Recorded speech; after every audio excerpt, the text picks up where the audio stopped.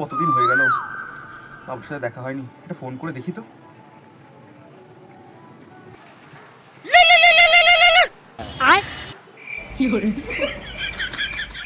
Hello, হ্যাঁ কেমন আছো?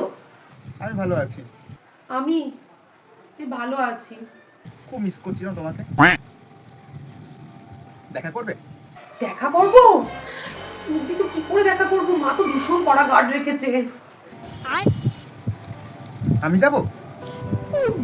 ঠিক আছে, এসো এসো এসো, তাহলে তাড়াতাড়ি এসো।